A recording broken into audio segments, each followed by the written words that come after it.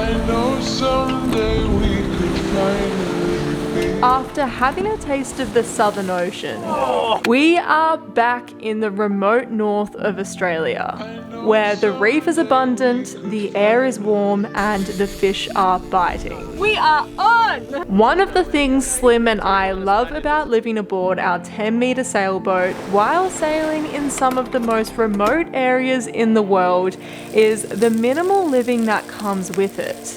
We shower with salt water, everything on the boat is powered by the sun and wind, and when things are looking a little grim in the fridge, we can turn to the ocean.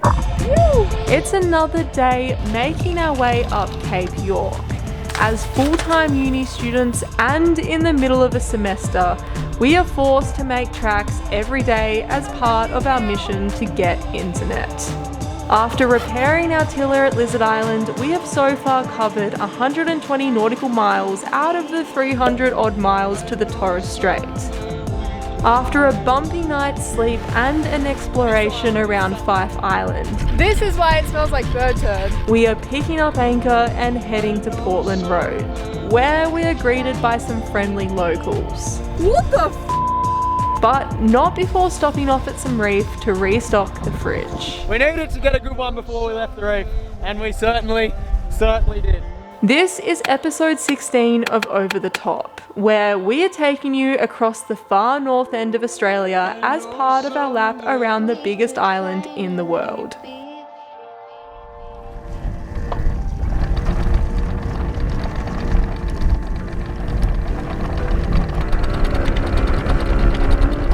Nice, babe. It was teamwork, me and the windlass end. I couldn't have done it without the windlass, and the windlass couldn't have done it without me.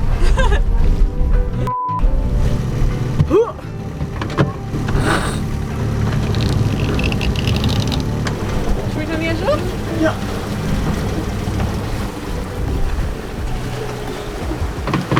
Alright, sailing! Let me tell you where we are going.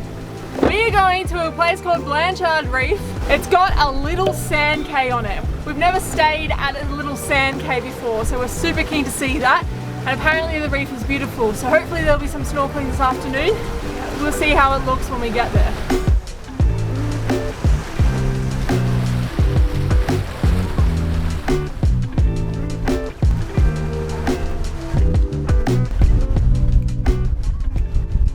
That island looks cool. It would have been a pretty good bet for yesterday as well. So many islands here, really.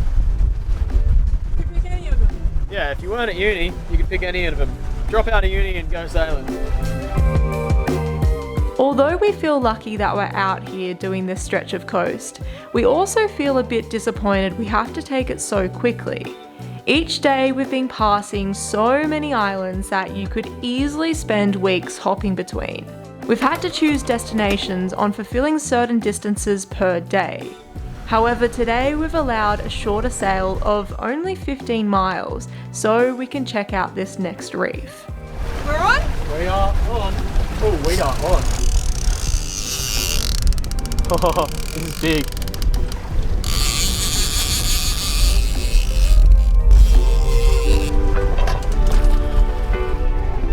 I think it's a tuna. Wait. It's a tuna. I thought we had a tuna, but it's a tuna mackerel. It's so big. We never catch the tuna we want to catch. We never get the decent ones. But this little guy here had swallowed that whole lure. We weren't going to fish today, but we've seen all these tuna bust-ups and we were like, mate, some tuna would be brilliant. But of course we landed a tuna mackerel. They're not the best meat. But we've caught enough of them by now to know that if you boil them in salt water, then you can tin them in olive oil, which we have plenty of, and they taste beautiful as tin tuna. I suspect that's what actual tin tuna is. That fish also did bring us in on the reef. We are only 2 or so miles away now, and we can see the reef.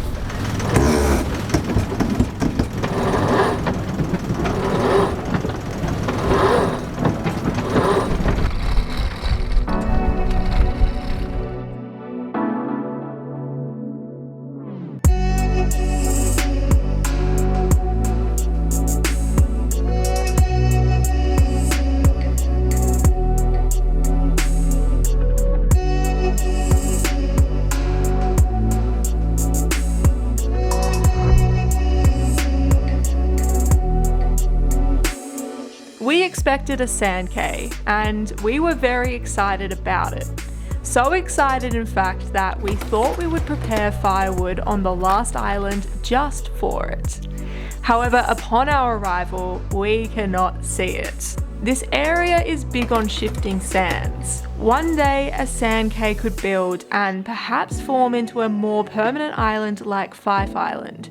Or the next day, it could be completely washed away with no sign of it ever existing, which seems to be the case here. Miles has just come to pick us up and we are going to go check out this reef underwater.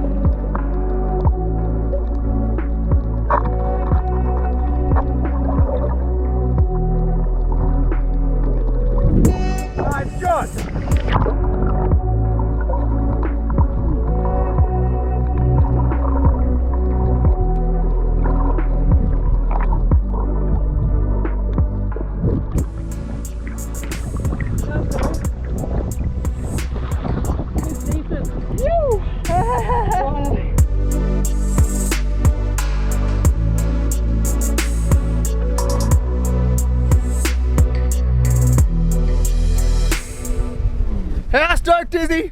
Heap stoked. We needed to get a good one before we left the reef, and we certainly did. It was worth coming out here. There was meant to be a sand K. We even collected all the wood you would have seen. We were going to have a fire and cook the trout that we didn't know we were going to catch, but I had a good feeling about it. On the fire. There's no sand K. I'm still really stoked. We're probably going to, Miles caught a Spanish mackerel yesterday. There's a little bit of that left, so we're probably going to eat that. We'll fill these up, and these will keep us going while we're inshore and away from the reef. We'll add some coral trout to keep us sustained. Anyway, Soph's going to fill them up because she's way better at filleting than me or Miles.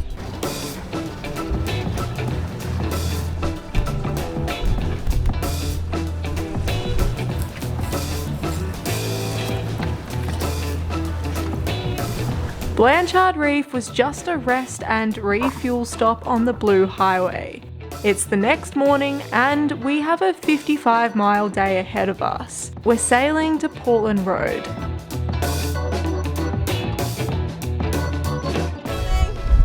Morning! Anchor time.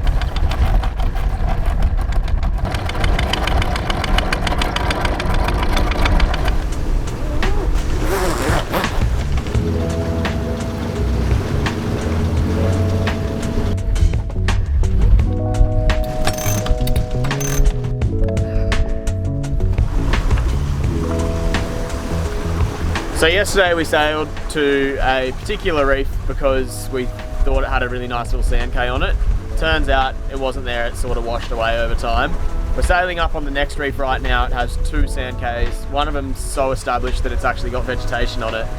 But we went with the one that was in this book of photos of places that sort of gives you some information, and it didn't exist. And now the reef, yeah, about 4 nautical miles away from us has 2.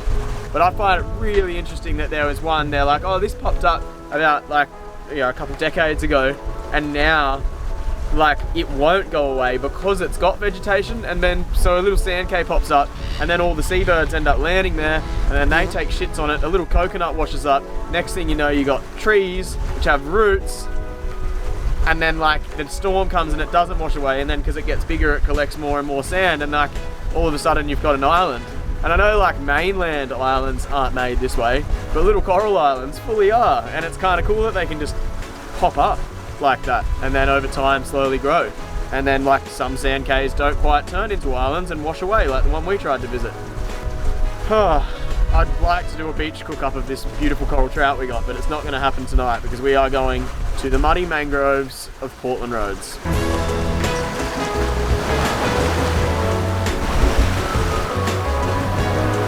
How good is that? That feels really nice.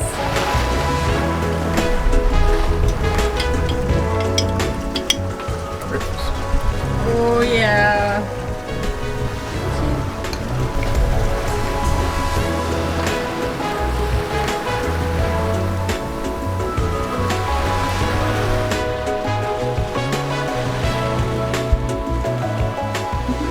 Remember that fish that we caught?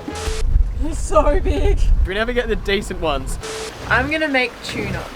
It was already a tuna. It was already a tuna, but I'm gonna turn it from a tuna into a tin tuna. Nice. So to preserve it, you have to use salt water. Last time I literally used fresh water and added heaps of salt. And then we thought, wait, could we not just use salt water? So I'm gonna give it a go this time round. So you basically need to boil it for about 3 hours. I don't know how much gas we have left. We might even be coming to the end of the bottle.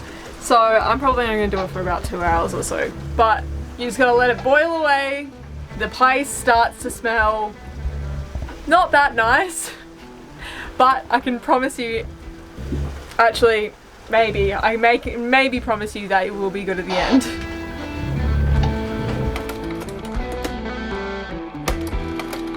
So it's been 2 and a bit hours and I've turned the tuna off. I've laid it out to dry on some paper towel, and then once it was cool enough, I've added it to a jar. If you want this tuna to last for weeks and weeks, you have to sterilize your jar.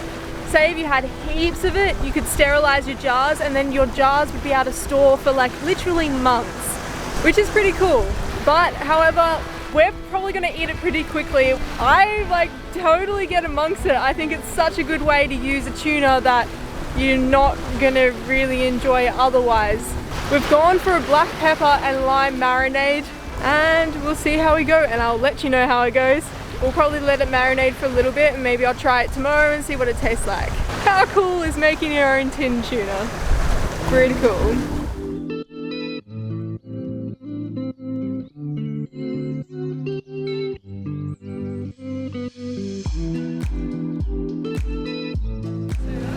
This is the best rocket for the day.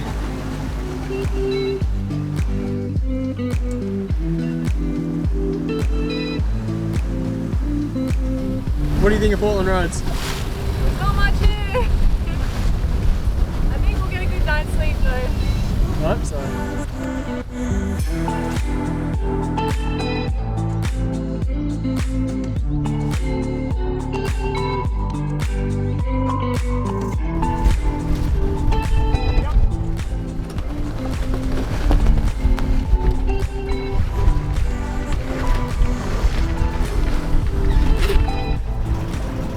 So apparently it's really good holding here. It was really strange wondering why we weren't holding, and then as I brought the anchor up, it was just in the perfect mud. And I'm like, why didn't we hold? As the mud started to fall off, we discovered Laramie over here. And I don't know what he is, but What is that? car rug. There's a lot of it. The mud rug wasn't the only interesting thing about this anchoring situation. What the f? What the? This is so weird! They're following us, that's for sure. Yeah, it's following us back. It's just following us as you're reversing. Both of them are. What are you doing? What a crazy shark! Oh my god, babe.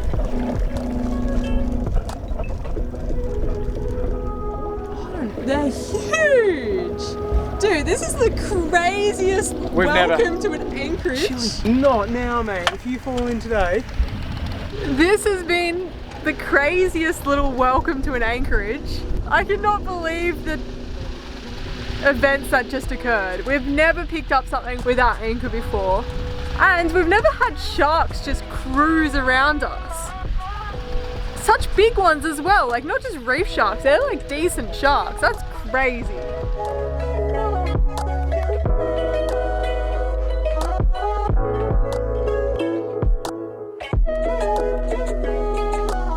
I really wish that we could get an underwater perspective of this, but it's probably a good time to tell you now that we have unfortunately lost our underwater camera. It's just died on us. So all this underwater footage you've been seeing the last couple of weeks are all from Miles's GoPro. We've been very fortunate that he's had a GoPro that we've been able to use because we're literally in the area where we're diving, snorkeling, spearing, and we don't have an underwater camera. And we can't get one until we get to Thursday Island. So at the moment, because Miles has got his GoPro and obviously Miles is not with us today, we cannot get that shot for you. So apologies for that. Dun-dun. Dun-dun.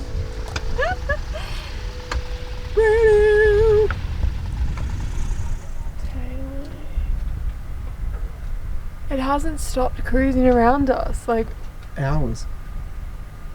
I wonder whether it just does it to every boat or whether it can smell something either chili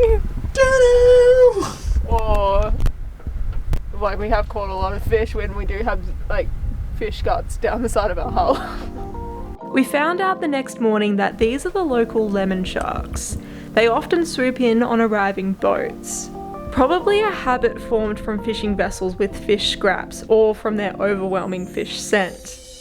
I'm just mesmerised by these sharks, eh? It's been like 4 hours now they haven't left. Meanwhile, while I'm down here, I'm cooking up Simon's coral trout he got yesterday at the reef. I'm making, probably not going to be a surprise, panko crumbed coral trout sushi with cabbage, because that's the only vegetable we have really. We're running pretty low, eh? Yeah, but it will be good.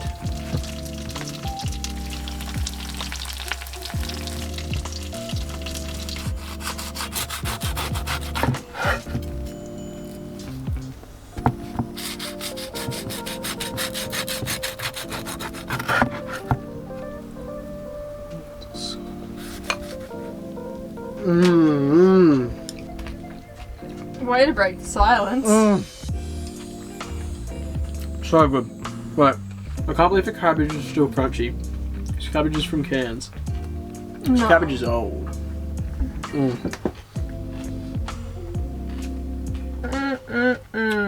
Yes. Good night, guys. We'll see you tomorrow. And here's your good night. Good night, guys. We'll see you tomorrow. And boy, is tomorrow a good day. Well, it will be next week for you, so stay tuned. We finally get our sand cave fix Don't. before an epic sail with heaps of fish action on our way to another coral island.